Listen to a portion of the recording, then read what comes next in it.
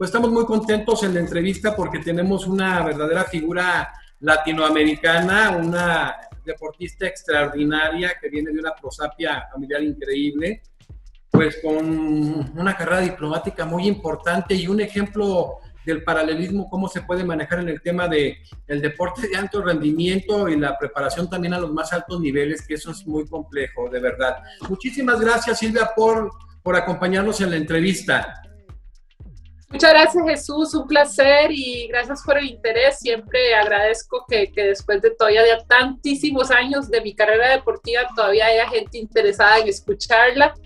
Así que de verdad lo agradezco, muchas gracias. No, es que eres histórica, pero aparte toda tu vida deportiva y tu vida profesional que vamos a ir viendo paso a paso. Pues bueno, está con nosotros Silvia Úrsula Pols Arens. Silvia, platícanos un poquito primero de tus padres, son alemanes, ¿verdad?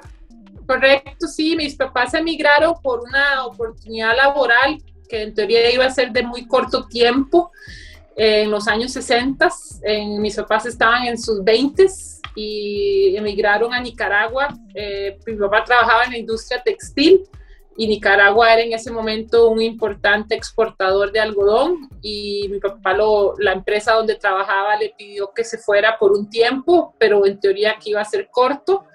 Y al final hizo muy buen trabajo las personas que estaban en Nicaragua. Eso fue en la zona norte, que es la zona donde se sembraba el algodón, y al final decidieron, le ofrecieron quedarse. Mi papá le encantó la vida en América Latina y se quedaron. Entonces, aventureros, nunca habían salido del país, nunca habían hecho gran cosa y mis papás vienen de circunstancias bastante sencillas. Los dos nacidos en la Segunda Guerra Mundial, con familias numerosas y sencillas y de mucho trabajo, mucho esfuerzo. Entonces, bueno, fueron los únicos que incluso salieron de Europa a vivir a otra parte del mundo. ¿Llegaron ellos solteros a Nicaragua, Silvia? No, ya casados, recién casados, estaban en sus 24, 25 años. ¿Y no tenían hijos? No, yo tenían como 24, mi papá llegó en el 64, él llegó primero, después llegó mi mamá, un año después. Claro, es que las cosas muy diferentes a ahora, ¿verdad? Entonces, el transporte en aquella época, las comunicaciones en aquella época, estamos hablando de la mitad de los años 60, donde una llamada telefónica era carísima, ¿verdad? Entonces, mi papá llegó primero y yo nací en el año 70, entonces más bien estuvieron varios años sin tener hijos, disfrutando de toda Centroamérica. Les gustaba viajar mucho, incluso hicieron un par de viajes a México en carro desde Nicaragua. Oye, qué bien. ¿Tú eres la mayor entonces, Silvia? Sí, yo nací en el 70, en septiembre del año 70, y mi hermana nació en diciembre, el 21 de diciembre del año 72. ¿Solo dos hermanas? Solo dos. Bueno, han habido reclamos de por qué mis padres no tuvieron más porque hubiéramos completado el relevo, pero oye, imagínate, si son dos super atletas, imagínate, tienen 4, 5, 6, 12, qué bárbaros. Sí, oye, pero ¿y qué se iban a imaginar? Mis papás nunca fueron deportistas, nunca hicieron deporte en su vida de alto rendimiento de ningún tipo, entonces caímos en la natación de forma accidental, entonces, ¿qué se iban a imaginar ellos? Pues qué accidentes tan increíbles. Oye, Silvia, tú naces entonces en Nicaragua, ya establecidos tus padres. Sí, yo nací en el año 70 y mi hermana en el 72, ya después de un par de años de ellos estar ahí. Posteriormente emigran a Costa Rica, también otro país hermoso. Sí, no, en el 79, por la situación política muy complicada de la guerra que hubo con los sandinistas y el derrocamiento de Anastasio Somoza en ese momento, mis papás decidieron por irse por unos meses a Costa Rica, y cuando vieron que la situación sí seguía muy complicada, decidieron ya después de unos 6 meses que la familia se iba a quedar en Costa Rica, pero el trabajo, mi papá seguía en Nicaragua. ¿Se naturalizan costarricenses tus padres? No, lo hacemos mi hermana y yo, nada más. Sí, yo perdí a mi papá en el año 83, él muere de un infarto muy joven, de 42 años. Mi mamá se queda viuda de 42 años, tenían la misma edad y se queda, bueno, con nosotras dos apenas estábamos comenzando con la natación y fue un golpe muy fuerte para la familia. Por eso yo siempre hablo de mi mamá es mi heroína, es mi guerrera, la que nos sacó adelante y la que nos enseñó a ser como somos, y entonces eso hizo que muchos de los valores que yo tengo son gracias a mi mamá, por supuesto también de mi papá, pero yo solo lo disfruté 12 años, mi hermana tenía 10 cuando él falleció y fue muy repentino porque fue un infarto. Oye, qué maravilloso es. Todas estas historias de éxito al más alto nivel siempre implican valores familiares. ¿Cuáles valores resaltarías que tuviste en tu familia y que posteriormente para el deporte de alto rendimiento y para tu vida profesional, para todo este tipo de situaciones tan importantes de la misma diplomacia, te sirvieron, Silvia? Bueno, yo creo que yo tuve diferentes fuentes de valores. Por supuesto, la familia. Mis padres siempre fueron personas muy luchadoras, muy trabajadoras. Mi familia no viene de dinero, ni de apellido, ni de... O sea, todo lo que yo aprendí de mis padres es que uno se forja, uno se hace su propio destino.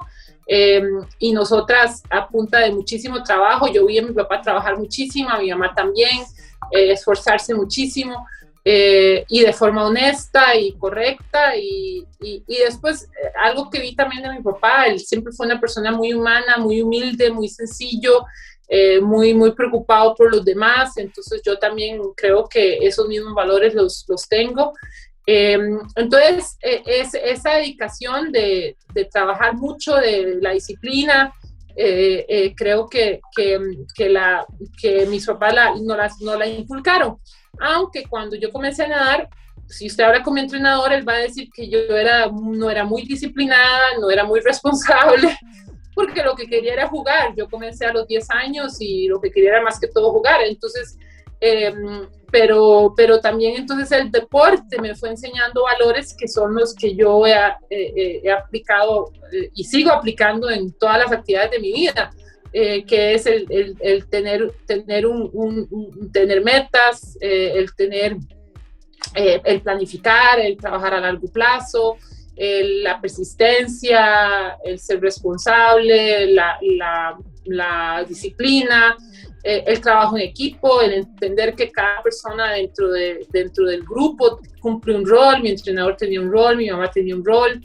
a pesar de ser un deporte individual, pero hay muchos valores relacionados o mucho esfuerzo que se hace en trabajo en equipo.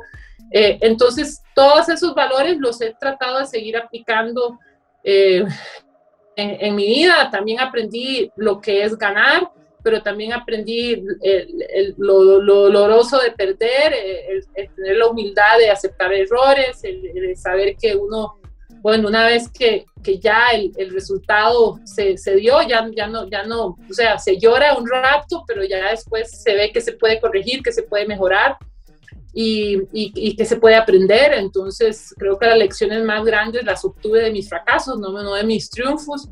Entonces, eso es algo y entender que soy humana como cualquiera, con mis virtudes como cualquiera, con mis defectos como cualquiera, y lucho como todos por tratar de ser una mejor persona. Entonces, creo que la combinación de los valores familiares más los que aprendí por el deporte son los que me formaron como la persona que soy hoy. Maravillosos. Aparte de esos valores familiares, lo que te da, el aprendizaje que te da ser un deportista de alto rendimiento y luego aplicarlo, por ejemplo, toda esta vida diplomática, todo el tema académico. Silvia, tú desde muy pequeña obviamente te diste cuenta que tenías facultades para el deporte, me imagino. No necesariamente, porque como le digo, nosotros llegamos al deporte por accidente, a la natación, y yo siempre digo que yo nací como deportista en Costa Rica. Nunca hice deporte de alto rendimiento en Nicaragua, nunca entrené en Alemania. Toda mi carrera deportiva la hice en Costa Rica con un entrenador costarricense y con las circunstancias de nadar en un país pequeño en vías de desarrollo. Entonces tal vez no tuve todas las facilidades que tal vez otros países en la misma región, como México, como otros países podían tener en Europa o en Estados Unidos, pero llegué a la natación por accidente, donde sus padres deciden quedarse en Costa Rica, alquilan una casa cerca de un club deportivo y nos invitan a formar parte Yo sabía lo básico de natación, mi hermana sabíamos, no nos ahogábamos, pero nunca habíamos pensado jamás en alto rendimiento ni en formar parte de un equipo. Nos gustó mucho la experiencia y nos decidimos quedarnos en el equipo de natación del entrenador que llegó a ser nuestro entrenador, Francisco Rivas. Entonces, como que se alinearon muchas estrellas, pero al mismo tiempo, si usted habla con Francisco, él le va a decir que yo era muy indisciplinada, que no tenía muy buen estilo, como siempre he sido muy alta, tenía problemas de coordinación, con mi brazada, entonces, y eso lo que, por supuesto, tiene que haber algo de talento, pero eso lo que demuestra es que, incluso él siempre dijo que él tuvo nadadores y nadadoras con más talento que yo, pero que no tuvieron la disciplina, ni la pasión, ni la fuerza exactamente para entrenar lo que había que entrenar, y eso fue lo que me llevó hasta donde pude llegar. Pero realmente el talento solo lo lleva a uno hasta cierto camino, y el resto es esfuerzo, trabajo arduo y muchísimas horas de dedicación y mucho entrenamiento. Entonces, incluso al principio ni siquiera nos llamaba mucho la atención el deporte como tal, porque en aquella época la piscina donde nosotros entrenábamos, el agua era fría, no había calefacción, entonces a veces el agua podía estar bastante fría. El San José está a 1200 metros de altura, entonces puede bajar la temperatura lo suficiente para que la piscina se estuvieran en 15, 16, 17 grados, lo cual es frío. Y entonces lo que más nos llamó la atención fueron los amigos que hicimos de nuestra edad, porque además nosotros salimos de Nicaragua de forma muy repentina, dejamos todo, que fue también traumático para nosotros. Dejamos todo en Nicaragua por la guerra en el 79, entonces el tener una oportunidad de estar rodeados de niños y niñas de nuestra edad con quien podíamos jugar, la natación era nada más un vehículo. Entonces eso fue lo que nos motivó a quedarnos en el equipo, pero ni siquiera al principio el deporte como tal no nos llamaba mucho la atención. Perfecto. ¿Cuánto mide, Silvia? 1.95 m. Oye, Silvia, ¿qué representó para ti en todos estos temas, obviamente de valores, de enseñanza, de tu paso al deporte de alto rendimiento, Francisco Rivas? Bueno, Francisco ha tenido diferentes roles en mi vida. En su momento fue, bueno, por supuesto, entrenador, y en eso creo que mi mamá también supo entender muy bien cuál era el rol que ella tenía como mamá, sobre todo cuando se queda sola, cuando muere mi papá.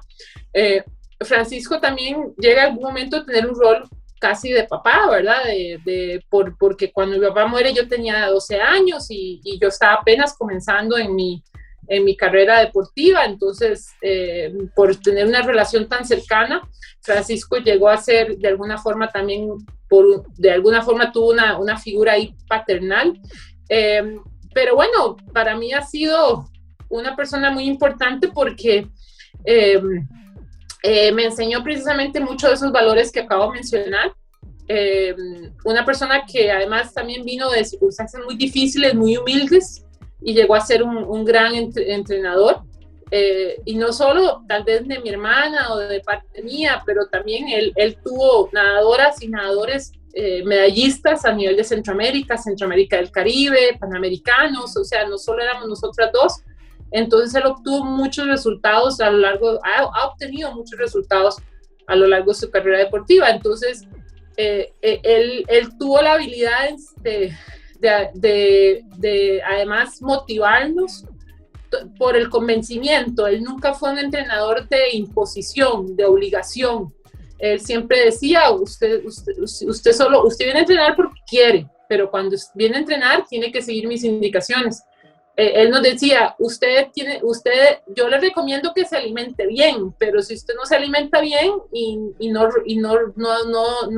rinde en el entrenamiento y tampoco tiene los resultados en las competencias, es porque usted decidió no alimentarse bien. Entonces, él tiene una forma de convencerlo a uno de que lo que él recomendaba era lo mejor, pero no era una obligación, no era... claro que requería un enorme esfuerzo y a mí nunca me ha gustado usar la palabra sacrificio, porque sacrificio suena casi como a uno lo están obligando a hacer algo. Por supuesto hay que dejar de hacer algunas cosas. Yo dejé de ir a fiestas, dejé de hacer muchas cosas para poder hacer lo que quería hacer en la natación, porque siempre hay un costo, o sea, uno no puede hacerlo todo.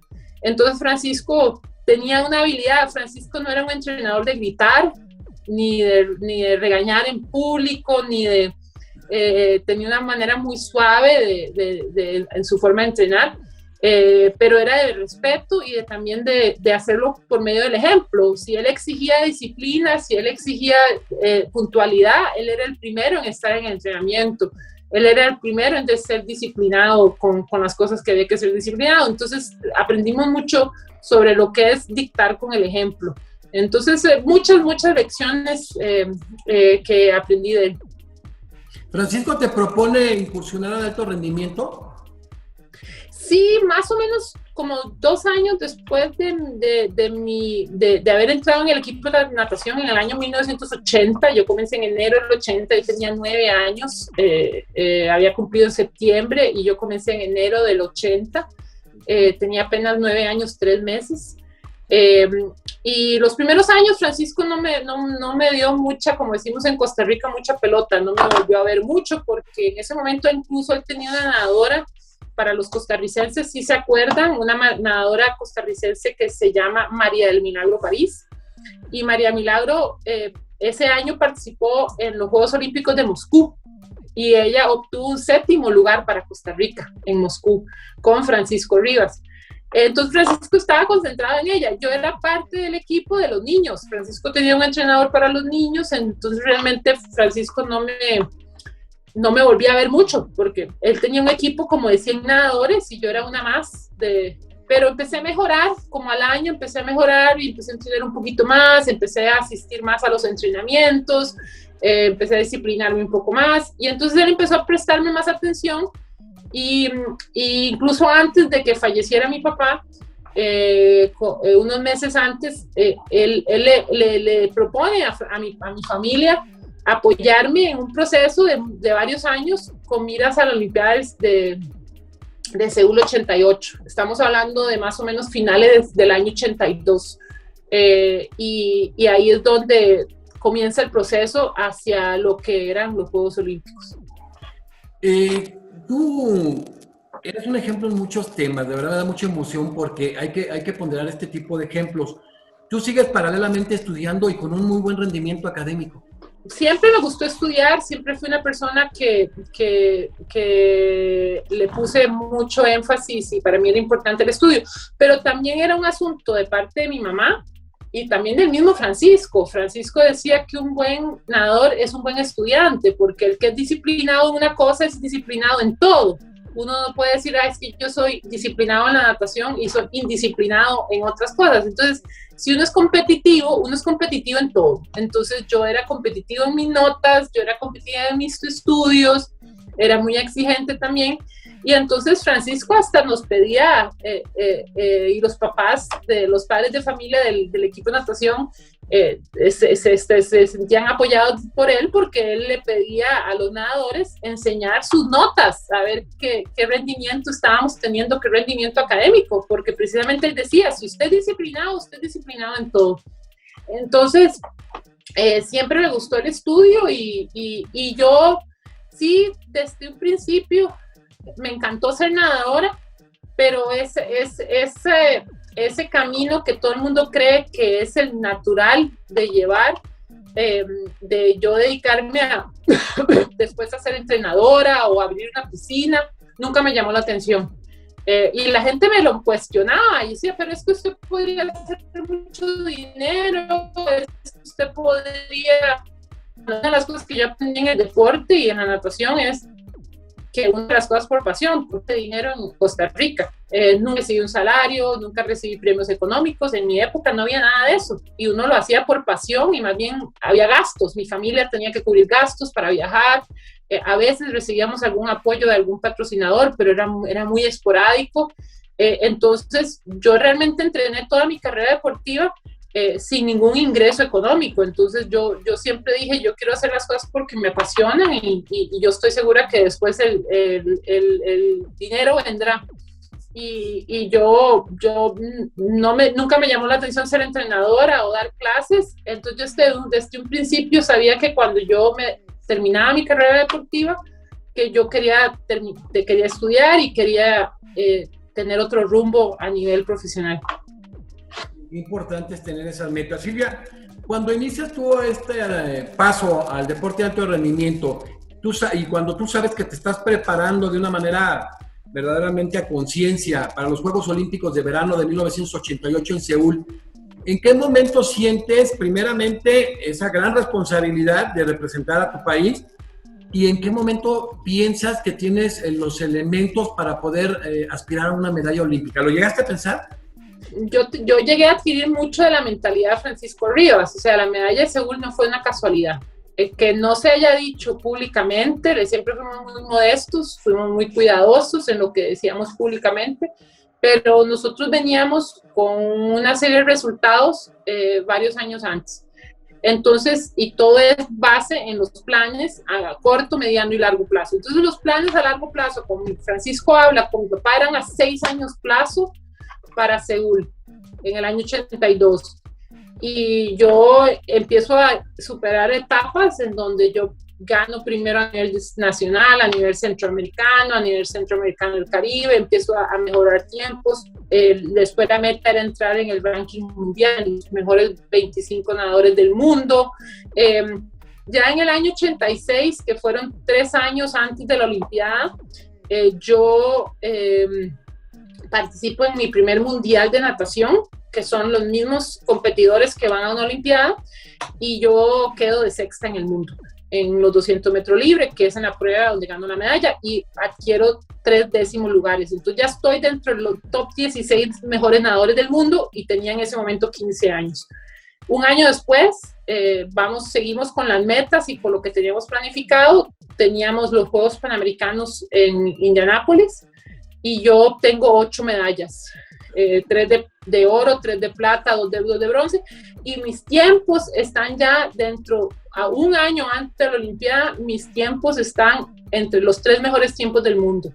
Entonces, ya cuando llegamos a Seúl, para los expertos, para los que sabían, para los rivales, yo no necesariamente iba a ser sorpresa.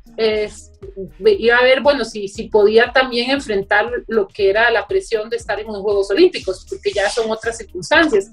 Pero nosotros veníamos en una proyección en donde cada año nos íbamos acercando a esos resultados.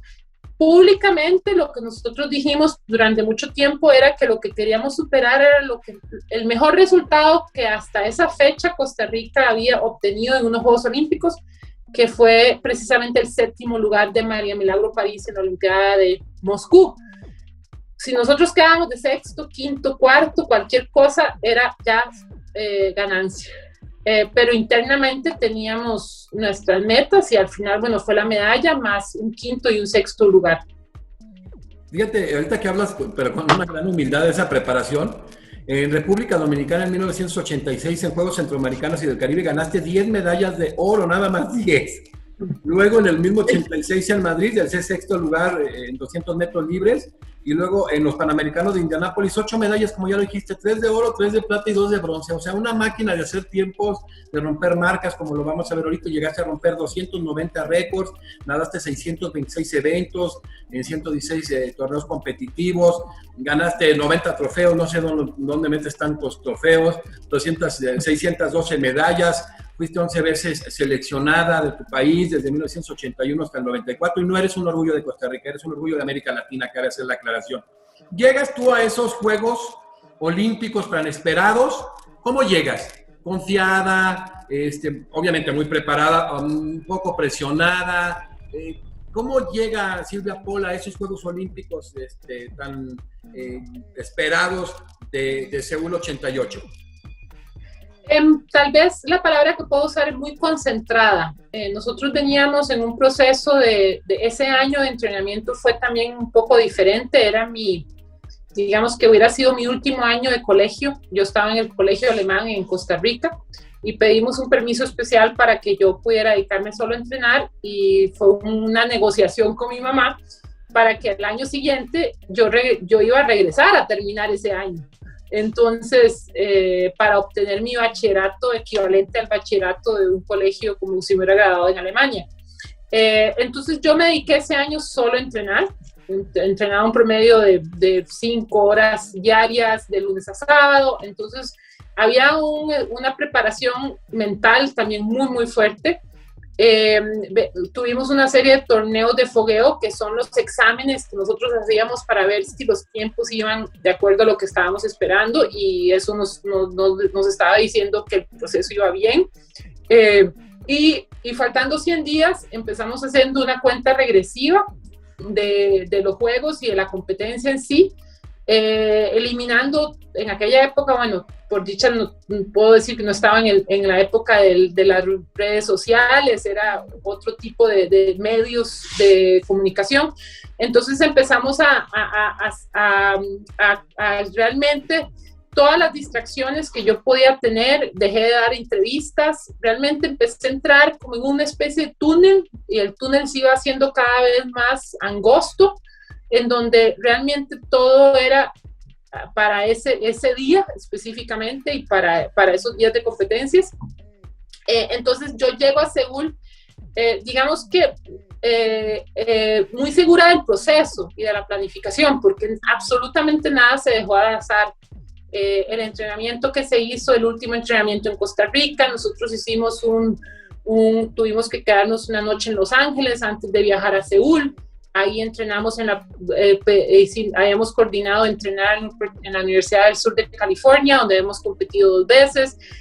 Hicimos 2 entrenamientos, la alimentación en el avión, el tipo de descanso en el avión, para llegar con el menor jet lag posible. Todo, absolutamente todo planificado, los masajes, las sesiones de trabajo mental.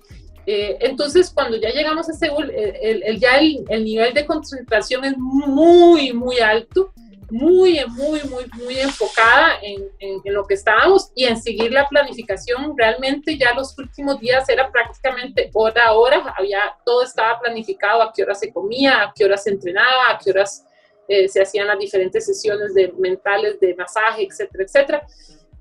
Llegamos como una semana antes para aclimatizarnos también a Seúl. Y bueno, eso fue lo que ayudó había que esperar en qué hit, pues había algunas decisiones que había que tomar dependiendo del tiempo de inscripción que yo había registrado, y el resto de las competidoras había que saber en qué hit.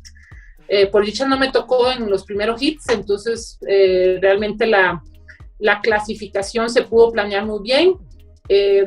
Y eso, bueno, para los 100 metros libres yo quedé quinta al final, en la final. En aquella época solo lo que había eran eliminatorias y finales, y no habían como ahora que hay eliminatorias, semifinal y final. Lo que había era final A y final B. Entonces en la final A es donde se disputaban las medallas. Entonces yo clasifiqué en los 100 metros libres. Tomamos la decisión, y eso ya la habíamos tomado muchos meses antes, que yo no iba a participar en la inauguración, porque yo nadaba inmediatamente al siguiente día. La natación siempre es de las que comienza de primero, y iban a ser muchas horas de pie y muchas horas que me pudieran cansar mucho. Entonces yo vi la inauguración como muchos por televisión desde la Villa Olímpica, pero todo eso había sido acordado, y como le digo, nuevamente por convencimiento, no por obligación ni imposición, sino todo eso se discutía, se hablaba y se planificaba. Todo este nivel, esta preparación tan importante, tan diseñada, los resultados, tu participación, resultados en los centroamericanos, en los panamericanos, en los campeonatos mundiales, y que en 1987 ya apareces en el ranking mundial de la Federación Internacional de Natación, pues como dices tú, los expertos ya sabían que eras una aspirante a medalla. ¿Quiénes eran las competidoras que pensabas que eran con las que tenías que contender por las medallas, Silvia? Bueno, mi época fue la época de las nadadoras de la Alemania Oriental. Entonces Alemania todavía estaba dividida entre la Alemania comunista y la Alemania federal, y recordemos que, bueno, después de la caída del muro salieron muchas cosas a relucir, pero el sistema en aquella época, del tema del dopaje, el tema de cuándo se hacían los exámenes, era básicamente en las mismas competencias de los Juegos Olímpicos. Ya después de Seúl empezaron a hacer estos exámenes sorpresa y otro tipo de exámenes. Entonces, digamos que las principales rivales en las Olimpiadas fueron las alemanas, después le seguían las americanas, las de Estados Unidos. En mi época no tuve tantas australianas, mi hermana tuvo más australianas, entonces yo creo que eran básicamente alemanas y las mismas, porque veníamos juntas, uno ve las mismas caras, entonces yo las mismas las vi en los Juegos, en el Campeonato Mundial en el 86, en los Panamericanos, ahí vi más a las americanas, a las canadienses, entonces si recuerdas Seúl, las alemanas ganaron, si no me equivoco, 13 de las 16 medallas de oro que se habían por ganar, más un montón de platas y bronces. En mi caso yo quedé entre 2 alemanas orientales, y las únicas medallas de oro que no ganaron fueron ganadas por una nadadora de Estados Unidos que se llama Janet Evans, que ella ganó los 400, 800 libre y 400 combinado, pero todo el resto, las medallas de oro, las ganó Alemania en mujeres, incluyendo los relevos. Entonces, bueno, siempre después salieron a relucir muchos cuestionamientos, pero bueno, el Comité Olímpico ha ido para atrás en las últimas Olimpiadas a revisar quién tenía dopaje, quién no, pero no creo que regrese hasta el año 88. ¿Qué sabe? Oye, Silvia, en estos hits previos, antes de llegar a la final, tú ya estabas consciente de a qué podías aspirar. Previo a la final, sí. ¿A qué pensabas que podías aspirar? Uno va por etapas. Lo primero es clasificar, porque uno no puede aspirar por una medalla si no clasifica en la final. Y esas competencias son tan precisas, tan exactas, que el que pesañea literalmente pierde, ¿verdad? Entonces había una estrategia: primero clasificar, y ojalá también clasificar en un buen carril. Entonces en los 3 casos yo estuve en el carril 5, en el carril 6, en el carril 3, entonces yo estuve muy bien ubicada. Entonces esa era la primera, y todo eso se analiza con base a quién está en el hit con uno, y uno sabe cómo compiten. En aquella época no había YouTube, pero uno hacía análisis de competencias con los videos que uno podía conseguir. Uno podía hacer análisis también con los tiempos que uno podía ver y los parciales, y uno veía cuál era el estilo de competir de las rivales. Entonces todo se analizaba, o sea, nada se dejaba absolutamente al azar. Y ya cuando llegaba a la final, uno dependiendo quién estaba en la final, uno hacía la estrategia. Y uno también buscaba, por supuesto que ya ahí estábamos buscando por una medalla. Perfecto, llegas a la final con muchas expectativas, realmente quien te conocía, con una gran emoción.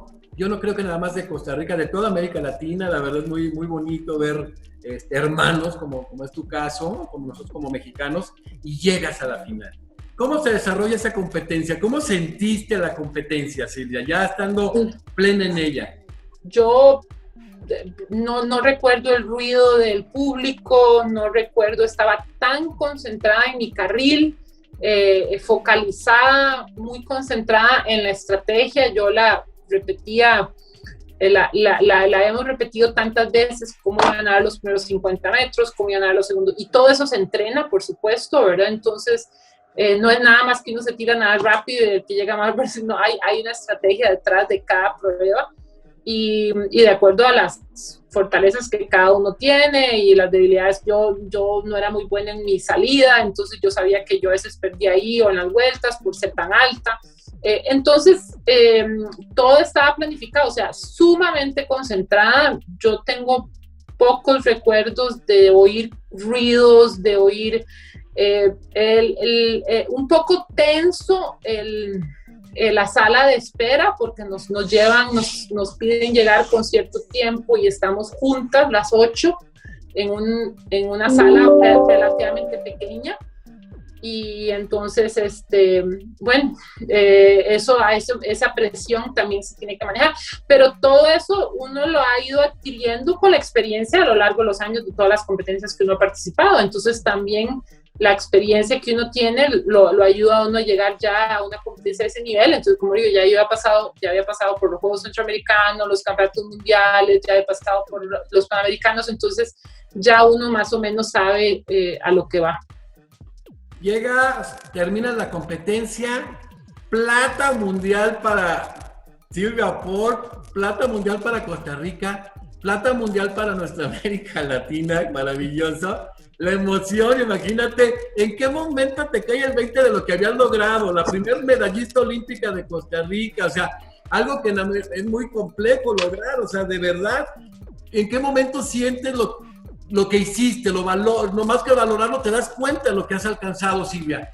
Me toma varios días, porque en el momento ya cuando uno termina la competencia, algo que uno ha soñado durante tantos años, que finalmente se da. Yo recuerdo volver a ver la plaqueta una y otra vez para estar segura si en verdad era yo o no era yo, ¿verdad? Entonces, en fin, yo estaba siempre, y uno está tan concentrado que el salir de esa concentración no es inmediata, ¿verdad? Entonces, yo salí, además lo llevan a uno de una vez, lo llevan a uno para que uno se cambie y lo llevan a uno a la premiación. Mientras uno se está cambiando, en mi época iban a dar la final B.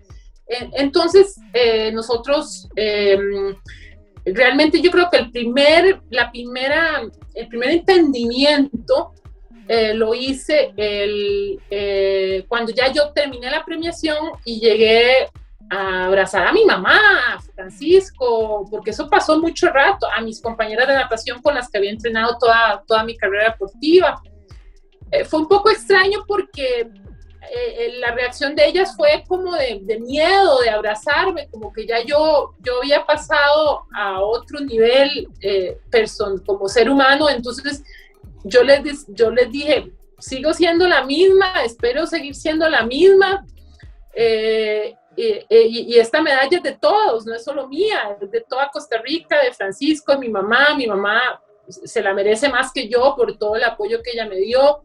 Entonces, ya ahí me abrazaron, ya lloramos y hubieron varios periodistas costarricenses y otros periodistas que también se acercaron y lloramos juntos y después, como todo en la vida, soy ser humano y tenía hambre, entonces fuimos a comer a la villa y yo tenía hambre y yo recuerdo que la medalla yo la quería guardar y mis compañeras no me dejaron, de cierta forma me obligaron a tenerla siempre puesta, y entramos al comedor de la Villa Olímpica y entonces ellas iban diciéndole a todo el mundo, es la primera medalla de nuestro país, y a mí más bien lo que me dio fue pena, me sentía un poco acongojada. Entonces, bueno, no hay que olvidar, tenía 17 años, era una niña, ¿verdad? Entonces, a mí no... A pesar de yo soy muy alta y todo, ya por si llamo la atención y no soy de ese tipo, entonces, y fue, realmente me tomó varios días, cuando empecé a recibir llamadas, por ejemplo, el presidente de Costa Rica me llamó y algunas otras personas importantes que empezaron a llamar, pero lo más lindo, donde sí incluso me asusté, dije, Dios mío, ¿qué hice? Fue que yo cumplí mis 18 años en Seúl, porque yo competí, la medalla fue un 21 de septiembre y el 24 de septiembre yo cumplí 18 años. Estaba en Seúl. Para que vea que eso fuese tanto tiempo, el gobierno de Costa Rica en aquel momento había un monopolio de las telecomunicaciones y el gobierno le había dicho a todos los costarricenses que la persona que me quisiera mandar un mensaje por telefax, que me podían mandar un mensaje a Seúl. O sea, no había WhatsApp, no había nada de eso. Entonces me mandaron y que era gratis, que me podían mandar todos los mensajes que quisiera. Entonces, el día de mi cumpleaños, Francisco llegó con como 3 sacos llenos de mensajes, de papeles, de costarricenses y personas alrededor del mundo felicitándome por la medalla. Ahí fue donde dije, Dios mío, ¿qué hice? Me asustó, más bien me asusté. Yo dije, ¿qué fue? O sea, me asustó mucho. Y sobre todo cuando ya llegué a Costa Rica y hubo un recibimiento en donde incluso dieron el día libre para que la gente pudiera ir a recibirme y miles de personas se lanzaron a las calles. Entonces, doy gracias a Dios que tuve una familia, amigos, mi entrenador, que me ayudaron siempre a tener los pies en la tierra, porque realmente para una niña recién cumplida de 18 años fue mucho. Y conforme iban pasando los días, ahí fui como digiriendo lo que había hecho. Silvia, yo sé, bueno, alguien que labora en Naciones Unidas tiene poco tiempo y quiero aprovecharlo porque quiero ver otros matices tuyos. Sigue este alto rendimiento contigo, no te conformas con esta medalla y ganas en La Habana en 1991 una medalla de oro en los Panamericanos, en Melbourne, en el Campeonato Mundial ganas plata en dorso y sexta en 100 metros en dorso. Y participas precisamente en Barcelona, en los Juegos Olímpicos de Barcelona 92, con quinto lugar en 200 metros dorso. Una historia deportiva de éxito. Pero bueno, tú aparte de esto te gradúas con honores en Administración de Negocios, con bachillerato y maestría en el Instituto Centroamericano de Administración de Empresas, en la Universidad Internacional de las Américas, aunado al Programa de Desarrollo Sostenible de INCAE, y un diplomado en mercado que lograste en la Universidad en México, en la Nacional Autónoma de México. Todo esto te preparas. Entonces tu vida sigue, tú dices, yo no quiero en el ámbito deportivo, pero te vas a temas bien interesantes, a temas de diplomacia, pero a Naciones Unidas. Inicias en la diplomacia en Costa Rica, me imagino. Bueno, también tengo ahí, yo siempre he dicho que la vida le da unas oportunidades y uno es el que las aprovecha, ¿verdad? Bueno, yo también estando aquí en Ginebra aproveché y saqué una segunda maestría en Relaciones Internacionales aquí en una universidad que es muy conocida precisamente porque Ginebra es la cuna de Naciones Unidas y de la Liga de Naciones en los años, inicio de los años 20. Entonces, yo he trabajado en todos los ámbitos. Trabajé 10 años en la empresa privada. Después trabajé, cuando hice mi maestría en el INCAE, que es donde saqué mi MBA, saqué muy buenas notas y me ofrecieron trabajo ahí. Y trabajé 5 años en un puesto a nivel regional. Me tocaba viajar por toda América Latina. Estando ahí, Costa Rica eligió por primera vez a una mujer como presidenta, doña Laura Chinchilla, en el 2010, y ella me invita a formar parte de su equipo y me pide venirme a Ginebra. Entonces ahí yo soy nombrada embajadora alterna ante Naciones Unidas. Trabajé 4 años con el gobierno de Costa Rica. Fue muy lindo volver a representar al país de otra forma, pero era volver a competir por el país, buscar lo mejor. Silvia, también de alto rendimiento. Sí, claro, totalmente. Y en circunstancias muy similares. Yo venía de un país pequeño, somos en Costa Rica aquí, la delegación es muy pequeña, incluso por ejemplo, comparada con la mexicana, que tenía 3, 4 veces más personal, ni hablar una delegación como la de Estados Unidos. Entonces, y uno tiene que atender alrededor de 30 organismos internacionales. Entonces, a mí me asignaron a atender el tema de la propiedad intelectual con la Organización Mundial de Propiedad Intelectual, la OMPI. Yo vi todos esos temas, vi temas de salud con la OMS, vi temas de telecomunicaciones.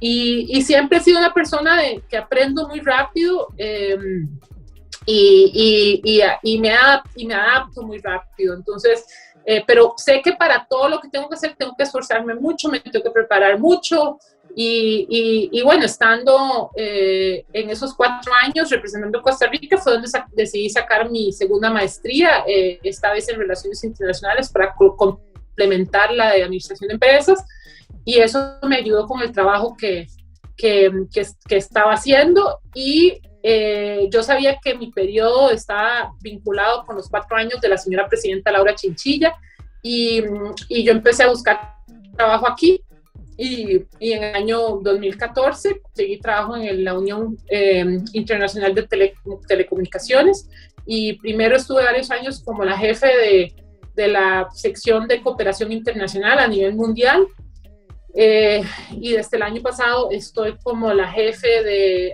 también otra vez a nivel global, sí, de todo lo que tiene que ver con sociedad digital, que eso incluye servicios digitales, inclusión digital, innovación. Entonces tengo un equipo como de 20 personas a mi cargo y trabajo con colegas en todas las partes del mundo.